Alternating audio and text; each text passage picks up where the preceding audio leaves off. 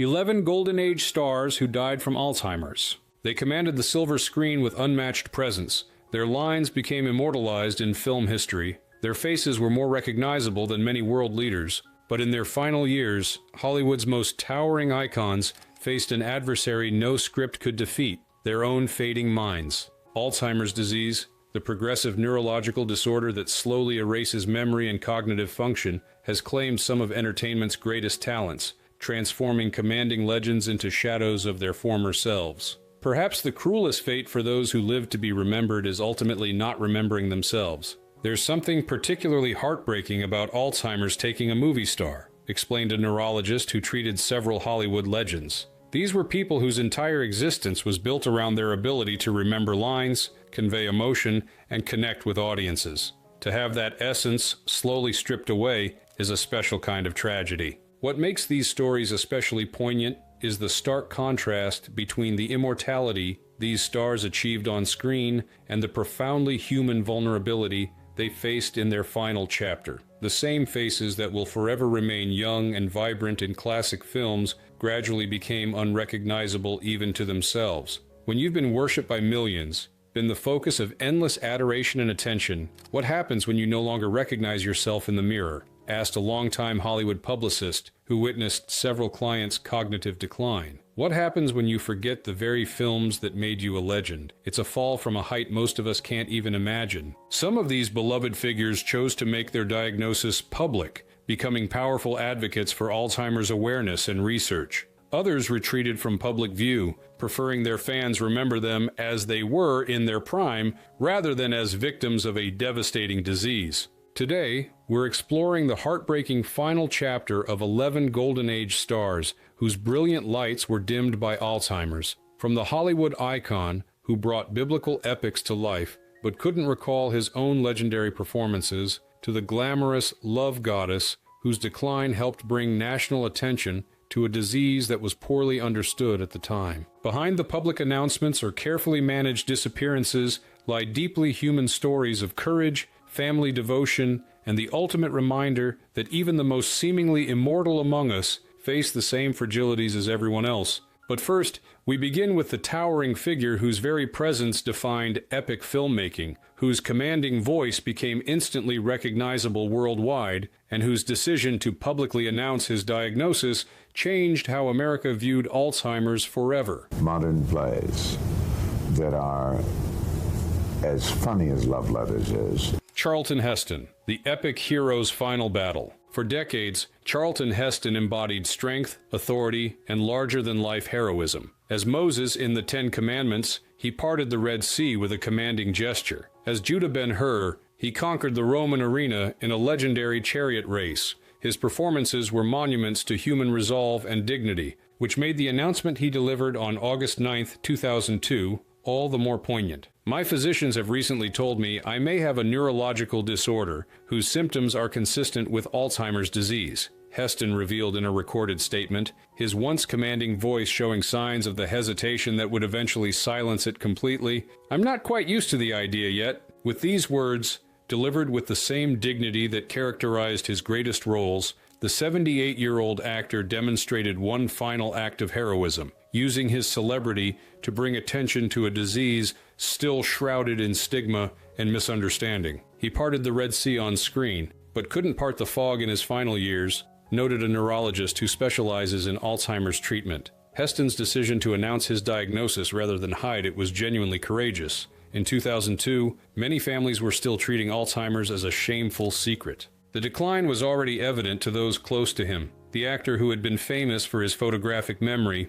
routinely memorizing not just his lines but entire scripts, had begun struggling with basic recall. The commanding presence that had dominated Hollywood for half a century was showing subtle but unmistakable signs of retreat. During his last public appearances, you could see him fighting through the fog, recalled a director who worked with Heston in the late 1990s. He would have moments of perfect clarity where the old Heston would shine through, followed by confusion. But even in decline, he maintained this remarkable dignity. Heston made one final public appearance at the Academy Awards in 2003, receiving a standing ovation from his peers in recognition of both his legendary career and his courage in facing his diagnosis publicly. After that, he largely retreated from public view as the disease progressed. His wife Lydia, his partner for 64 years, became his primary caregiver during his 6-year battle with the disease. In interviews, she described the heartbreak of watching her husband's essence slowly fade,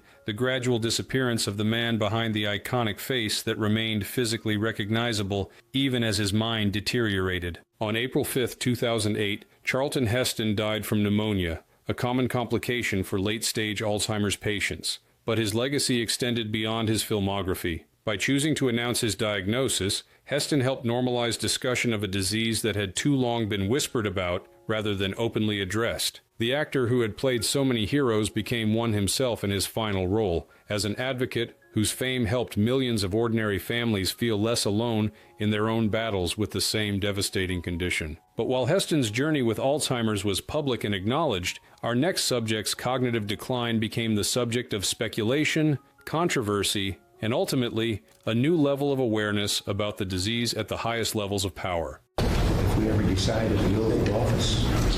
Ronald Reagan, from silver screen to White House to Alzheimer's advocate. Before he became the 40th President of the United States, Ronald Reagan was a Hollywood leading man, appearing in over 50 films during the Golden Age. His easy charm and all-American persona made him a reliable, if not critically acclaimed, presence on screen throughout the 1940s and 50s. Decades later, long after he had transitioned from entertainment to politics, speculation began swirling about his cognitive health during his second presidential term. Though his medical team consistently denied any impairment while he was in office, the announcement that came 5 years after he left the White House cast those denials in a new light. On November 5, 1994, Reagan released a handwritten letter to the American people. I have recently been told that I am one of the millions of Americans who will be afflicted with Alzheimer's disease. I now begin the journey that will lead me into the sunset of my life. With these simple, powerful words, the man once known as the Great Communicator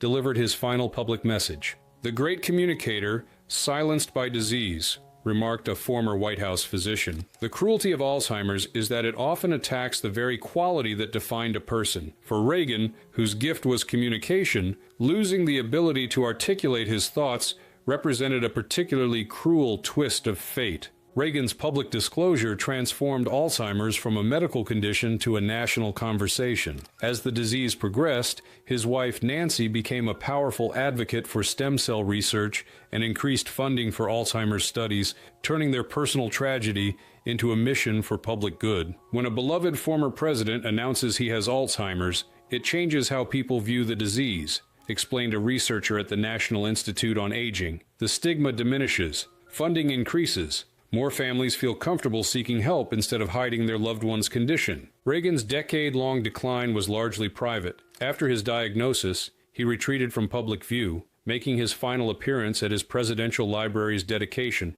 in 1994. Nancy and the Reagan family made the deliberate choice to avoid public appearances as his condition deteriorated, preferring that Americans remember him as the vigorous leader he had been. By the final years, according to those close to the family, Reagan no longer recognized his wife or children. The man who had once commanded the world stage had retreated into a silent, unreachable place. When he died on June 5, 2004, at age 93, the nation mourned not just his passing, but the long goodbye that had preceded it, a decade during which his physical presence remained while his essence had gradually slipped away. Reagan's battle with Alzheimer's demonstrated that the disease respects neither fame nor power. Even a man who had once controlled nuclear codes and shaped world history was ultimately vulnerable to its unrelenting progression. While Reagan and Heston brought unprecedented public attention to Alzheimer's through their high-profile diagnoses, our next subject represented the countless talented performers who faced the disease with less fanfare but equal courage. Judge.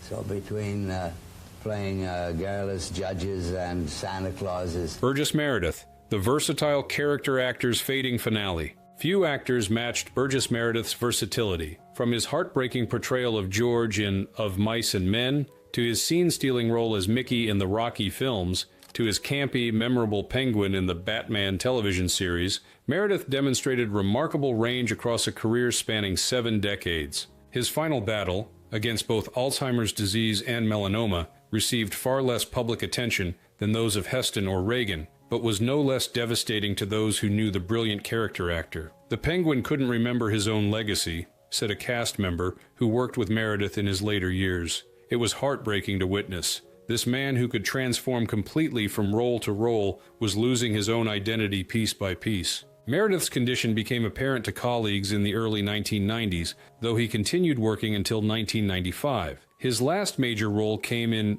Grumpy Old Men and its sequel, films whose comedy somewhat masked the cognitive difficulties he was already experiencing on set. He relied increasingly on cue cards and prompt devices, revealed a crew member from his final films. But even with his memory failing, his instincts as a performer remained intact. He could still deliver a line perfectly once he knew what it was. The artist was still there, even as the memory was fading. Unlike some of his contemporaries, Meredith never publicly acknowledged his Alzheimer's diagnosis. His family maintained his privacy throughout his decline, sheltering him from public scrutiny as his condition worsened. When he died on September 9, 1997, at age 89, official statements mentioned his battle with melanoma, but made little reference to his cognitive decline. Like many families dealing with Alzheimer's in that era, there remained a reluctance to discuss the disease openly. What makes Meredith's case particularly poignant was the contrast between his remarkable mental agility throughout his career, his ability to completely inhabit vastly different characters, and the cognitive limitations he faced in his final years. An actor lives in his mind, observed a director who worked with Meredith in the 1980s. His instrument is his memory, his experiences, his ability to transform thought into physical reality. When those faculties begin to fail, it's not just a medical condition, it's the erosion of the very essence of who they are as artists. Meredith's battle with Alzheimer's represents the experience of countless performers whose cognitive decline occurred away from the spotlight, a private struggle shared only with their closest loved ones, rather than with the public who had admired them for decades. While Meredith's final chapter remained largely private, our next subject's experience with dementia became part of her legacy, one of the first major Hollywood stars whose battle with the then poorly understood condition helped bring it to national attention. Well, no, he got me doing it. Because he loves it. Rita Hayworth, the love goddess forgotten by her own mind. In the 1940s, Rita Hayworth was the embodiment of glamour and sensuality. Her performance in Gilda, particularly her famous one-glove striptease, created an image so powerful that her pinup was reportedly attached to the atomic bomb tested at Bikini Atoll. As one of Hollywood's greatest stars, she seemed destined to be remembered forever. The cruel irony was that Hayworth herself would ultimately lose all memory of her legendary career. The love goddess, forgotten by her own mind, remarked her daughter, Princess Yasmin Aga Khan, who became her mother's caregiver and eventually a leading Alzheimer's advocate. My mother was diagnosed when Alzheimer's was barely understood. There was almost no support, little research, and enormous stigma. Hayworth's symptoms began appearing in the 1960s, while she was still actively working. Colleagues noticed her struggling with lines, appearing disoriented on set, and displaying uncharacteristic mood swings. These early signs were frequently misattributed to alcoholism, a misconception that delayed proper diagnosis and treatment. People assumed she was drinking, explained a film historian who studied Hayworth's later years. The reality was much more tragic. Her brain was already beginning to fail her, but medical understanding of dementia was so limited that even doctors missed the signs for years. By the early 1970s, Hayworth's condition had deteriorated to the point where she could no longer work. Her formal diagnosis finally came in 1980, one of the first times Alzheimer's was identified in a major celebrity. The announcement stunned Hollywood and created new public awareness of a disease that had received little attention. Rita's case changed everything, noted a neurologist specializing in geriatric medicine. When someone as glamorous and famous as Hayworth could be affected, it forced people to recognize that Alzheimer's wasn't just confusion in the elderly, it was a devastating neurological disease that could strike even the most vibrant individuals. The final years of Hayworth's life were spent in increasing isolation as she became unable to recognize friends, family members, or even her own image in her famous films. By the time of her death in 1987 at age 68, she had been in care for several years, completely detached from the world that had once adored her. The publicity surrounding Hayworth's condition helped launch the Alzheimer's Association and other advocacy organizations. Her daughter Yasmin established the annual Rita Hayworth Galas, which have raised over $80 million for Alzheimer's research, ensuring that although the disease took Hayworth's memories, her legacy would include helping others fighting the same battle. My mother's greatest contribution might not be her films, but what her illness taught us about Alzheimer's, Yasmin Aga Khan has often noted. She helped bring this disease out of the shadows. While Hayworth's diagnosis helped establish public awareness of Alzheimer's, our next subject's experience demonstrates how the disease affects not just the patient, but entire families, including those in the public eye. You see, the first show was 2 hours. All the others are an hour and a half. I think the first show was the best show we ever did. Peter Falk, when Columbo couldn't solve his final mystery. For millions of television viewers, Peter Falk was inseparable from his most famous character, the seemingly disheveled but brilliantly perceptive Detective Columbo, whose disarming demeanor masked a mind that missed nothing. The role, which Falk played for 35 years, made him one of television's most beloved figures. The cruel irony of his final years was that the actor who portrayed television's greatest detective ultimately faced a mystery his remarkable mind couldn't solve, his own deteriorating cognitive function. Even Columbo couldn't solve the mystery of memory loss, observed a neurologist who specializes in dementia care. Falk's decline was particularly poignant because the character he embodied represented the pinnacle of mental sharpness, the man who noticed everything, remembered everything, and put all the pieces together. Falk's cognitive issues became apparent to family members in the early 2000s, though his decline was kept private for several years. By 2008, his condition had deteriorated significantly, leading to a public guardianship case that revealed the extent of his impairment. Court documents filed by his adopted daughter Catherine stated that Falk could no longer recognize familiar people, places, or things, and needed full-time custodial care. The filing revealed that the actor, then 81, no longer remembered Columbo, the character that had defined his career. "It's devastating when someone forgets their own legacy," remarked a longtime friend of Falk's. This was a man who had won Emmys, been nominated for Oscars, created one of television's most iconic characters, and it was all gone, erased from his mind, while the rest of the world still celebrated his work. Falk's case became further complicated by family disputes over his care, a situation tragically common among families dealing with Alzheimer's. His second wife, Shara, and his adopted daughter, Catherine, became entangled in legal battles over guardianship and visitation rights,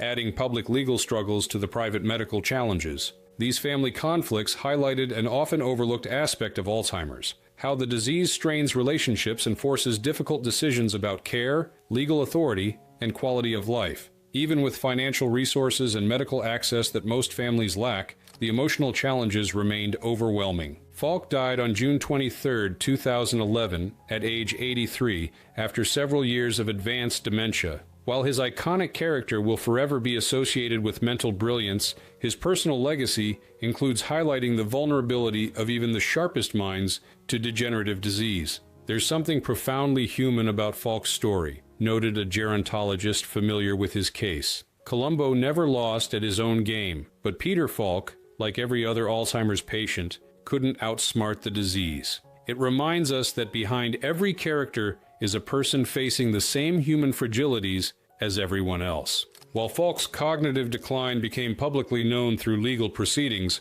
our next subject made a conscious choice to keep his diagnosis private, preferring to protect the joyful legacy he had created. Between the peripheral nervous system and the central nervous system. You filthy, rotten, yellow son of a bitch! We are... Gene Wilder, the man who kept his diagnosis private to preserve the magic. Few actors brought as much genuine wonder and joy to the screen as Gene Wilder. As Willy Wonka, he created a character that continues to enchant generation after generation. In collaborations with Mel Brooks like Young Frankenstein, he delivered performances of incomparable comic genius. His gentle, wide-eyed persona made him uniquely beloved, which is precisely why he made the deliberate choice to keep his Alzheimer's diagnosis private until after his death. He kept it private so we would remember him as he was, explained his nephew, Jordan Walker Perlman, in a statement released after Wilder's passing in 2016. The decision to wait until this time to disclose his condition wasn't vanity, but more so that the countless young children that would smile or call out to him, "There's Willy Wonka," would not have to be then exposed to an adult referencing illness or trouble. This thoughtful approach reflected Wilder's lifelong consideration for his audience,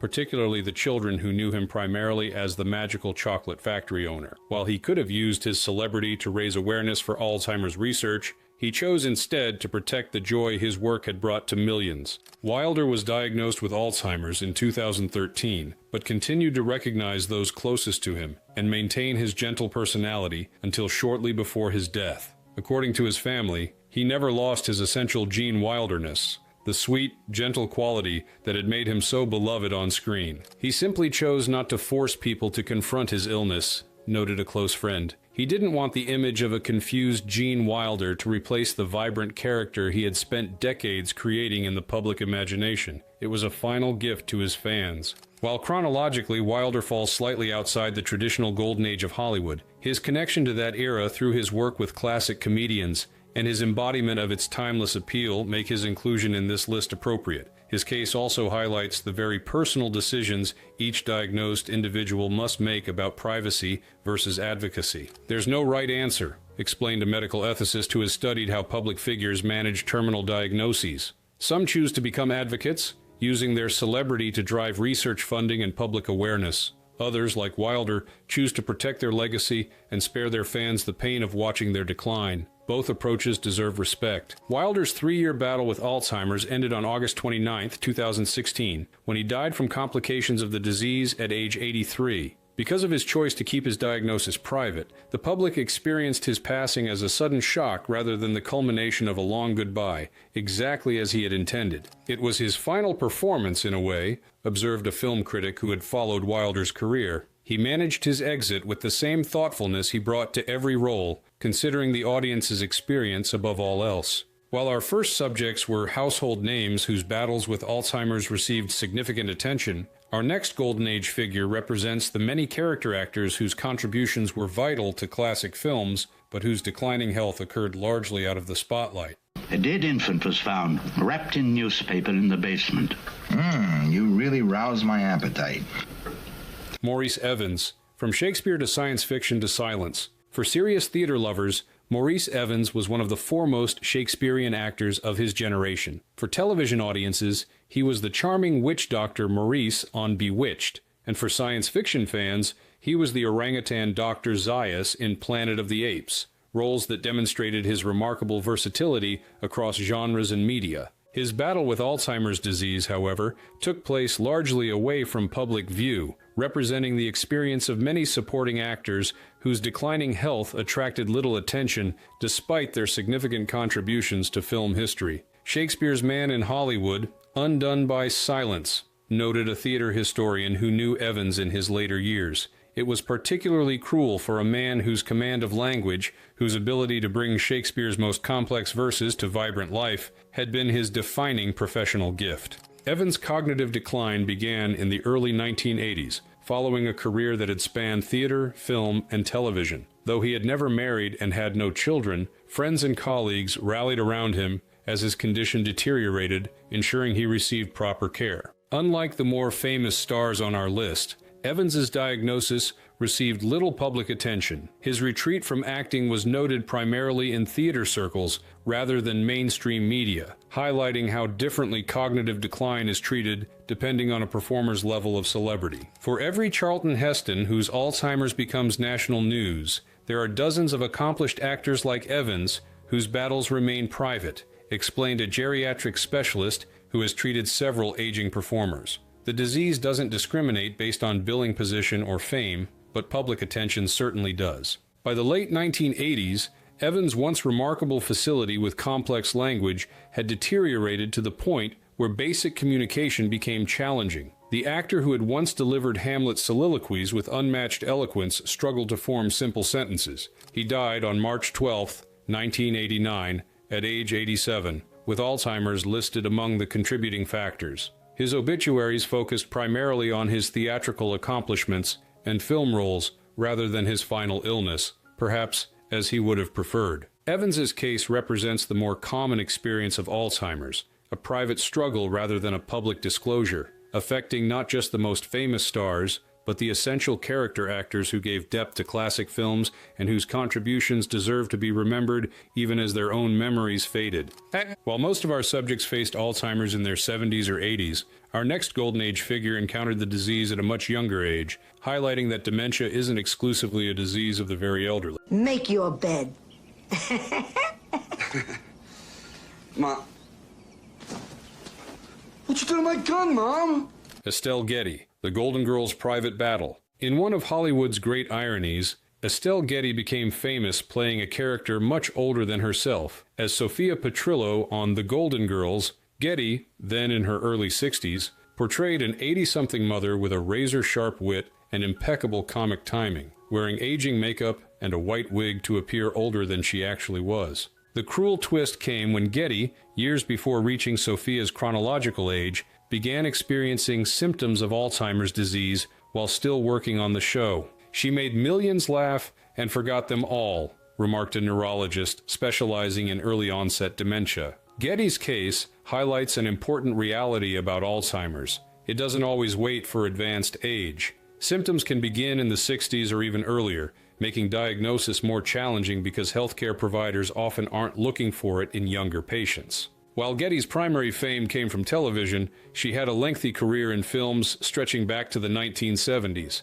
connecting her to the extended golden age of Hollywood. Her cognitive issues became apparent to castmates in the early 1990s, as she increasingly struggled with lines she had once delivered flawlessly. It was heartbreaking to watch, recalled a crew member from The Golden Girls. She would panic before tapings, terrified she wouldn't remember her dialogue. The woman who played this sharp-tongued, quick-witted character was losing her own mental acuity, and she was aware enough to be frightened by it. Getty's diagnosis came in 2000, after several years of symptoms that had initially been misdiagnosed as stage fright or stress. By then, she had retreated from public life, unable to make appearances or give interviews as her condition progressed. Her family described her battle as a horrifying private battle, one made more difficult by the contrast between the mentally sharp character she had portrayed and her own declining cognitive function. The public knew her as this feisty, mentally acute character who always had the perfect comeback, explained a friend of the family. The reality of her final years couldn't have been more different. That disconnect made accepting her condition even harder for those who loved her. Getty died on July 22, 2008, just 3 days before her 85th birthday, after years of advanced dementia. The announcement of Alzheimer's as her cause of death surprised many fans who had been unaware of her condition, a reflection of her family's success in protecting her privacy during her illness. Her legacy includes not just her unforgettable performances, but also raising awareness about Alzheimer's potential to affect people before advanced age. An important reminder that cognitive symptoms in younger seniors should be taken seriously rather than dismissed as normal aging. While Getty's battle with early-onset Alzheimer's remained largely private, our next subject's experience with dementia became a powerful case study in how the disease affects one of humanity's most fundamental capacities, the ability to create and appreciate art. You know, Mr. Wilkerson, we're going to be neighbors for a long time. It's up to you whether or not we live in peace. I came here to stop this killing before it went any further. Glenn Ford, Hollywood's everyman lost in time. For over 4 decades, Glenn Ford embodied reliable American masculinity on screen. From film noir classics like Gilda, to westerns like 3, to Yuma, to domestic dramas like The Blackboard Jungle, Ford projected a distinctive everyman quality that made him one of Hollywood's most consistent leading men. His battle with Alzheimer's disease in his final years provided a stark contrast to the capable, decisive characters he had portrayed throughout his career. Hollywood's everyman, lost in time, observed a film historian who had interviewed Ford in his healthier years. There was something particularly poignant about watching someone who had represented such steady competence on screen gradually lose his ability to manage everyday tasks. Ford's cognitive decline became apparent to family and friends in the early 1990s, though it progressed relatively slowly. Unlike some Alzheimer's patients who experience rapid deterioration, Ford's condition developed over more than a decade, allowing him occasional periods of clarity even as his overall function diminished. His son Peter became his primary caregiver, providing a level of personal care that highlighted the disease's impact not just on patients, but on their families. In interviews after his father's death, Peter Ford spoke candidly about the challenges of watching a parent transform into someone requiring constant supervision and assistance. "It's a strange reversal," Peter Ford told a reporter. "You grow up with this larger-than-life figure who represented strength and wisdom to you, and suddenly you're reminding him to eat or helping him dress. It fundamentally alters the parent-child relationship in ways that are difficult to process." Glenn Ford's final public appearance came at his 90th birthday celebration in 2006, a carefully managed event where his frailty was evident, but where he still demonstrated moments of recognition and connection with longtime friends and colleagues. Shortly afterward, his health declined more rapidly. He died on August 30th, 2006, at age 90. While his obituaries mentioned his long battle with Alzheimer's, they focused primarily on his remarkable film career, his 87 movies, and his status as one of the most reliable box office draws of his era. Ford's experience with Alzheimer's highlights how the disease's progression can vary significantly between individuals. While some patients decline rapidly within a few years of diagnosis, others like Ford may experience a more gradual deterioration spanning a decade or more, creating different challenges for caregivers and different experiences for the patients themselves. Our next subject's battle with dementia further demonstrates this variability in disease progression, while also raising questions about diagnosis and disclosure in one of Hollywood's longest-lived legends. That handled the film then. No one spotted that but Alma. Norman Lloyd, the century-long life with an uncertain end. When Norman Lloyd died in 2021 at the remarkable age of 106, he had witnessed virtually the entire history of American cinema, from silence to streaming. His career stretched from Orson Welles' Mercury Theater in the 1930s through Hitchcock classics like Saboteur to modern films like Dead Poets Society and beyond. His final years, however, raised complex questions about aging, cognitive decline, and the sometimes blurry line between normal changes in elderly cognition and diagnosable dementia. He outlived them all, but the memories didn't, noted a geriatric specialist who studies extremely elderly patients. Lloyd's case demonstrates the challenges of assessing cognitive health in the very old. When someone reaches their late 90s or beyond, determining what constitutes normal cognitive aging versus pathological decline becomes increasingly difficult. Unlike most subjects on our list, Lloyd never received a formal public diagnosis of Alzheimer's disease. However, those who knew him in his final years reported significant cognitive changes consistent with dementia, including memory loss, confusion, and periods of disorientation that went beyond typical aging. Alzheimer's not always confirmed, but widely suspected, explained a close associate who visited Lloyd regularly in his final years. By his early 100s, he had good days where glimpses of his sharp wit and remarkable memory shone through, and other days where he seemed lost in time, unable to recognize people he had known for decades. What makes Lloyd's case particularly interesting is how his extreme longevity affected perceptions of his cognitive state. When someone reaches their hundreds, certain degree of memory loss or confusion is often accepted as normal, potentially masking or minimizing recognition of more serious conditions like Alzheimer's. There's a tendency to say, well, he's 103, of course he's a bit confused, noted the geriatric specialist. This can lead to underdiagnosis or undertreatment of legitimate neurological conditions in the extremely elderly. Even doctors sometimes fall into this trap. Lloyd remained occasionally active in the entertainment industry past his 100th birthday, though his appearances became increasingly rare and carefully managed. His last screen appearance came at age 100 in the 2015 comedy Trainwreck, a remarkable testament to his endurance even as his cognitive abilities were declining. Whether or not Lloyd had diagnosable Alzheimer's or another form of dementia remains uncertain. What is clear is that even his extraordinary longevity and lifelong mental activity, factors often associated with reduced risk of dementia, couldn't completely protect him from cognitive decline in his final years. His case reminds us that while lifestyle factors may delay or reduce the risk of dementia, they don't provide immunity, a sobering reality even for someone who maintained creative engagement for over a century. Our final subject brings us back to one of Hollywood's most versatile character actresses,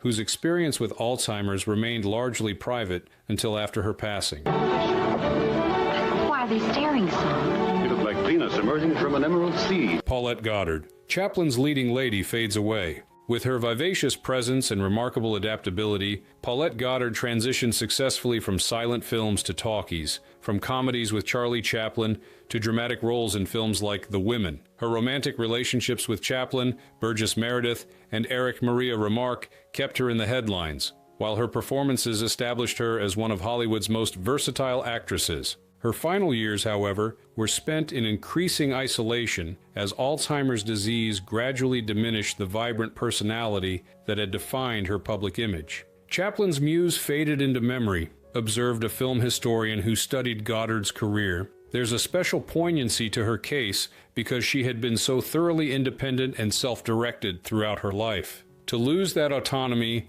must have been particularly devastating for someone with her forceful personality. Goddard's cognitive decline began in the late 1980s, when she was in her late 70s. Having retired from acting decades earlier and living quietly in Switzerland, her condition remained largely unknown to the public, with only her closest friends aware of her deteriorating health. Rumored late-stage Alzheimer's in later years, noted a biographer who researched Goddard's final period. She had deliberately withdrawn from public life long before her cognitive issues began, which made it easier to keep her condition private. The woman who had once been among Hollywood's most photographed stars spent her final years completely out of the spotlight. By the time of her death in 1990, at age 79, Goddard had been experiencing significant cognitive impairment for several years. While heart failure was listed as her primary cause of death, Alzheimer's was included as a contributing factor, one of the first official acknowledgments of her condition. What makes Goddard's case notable is how it reflects the experience of many Golden Age figures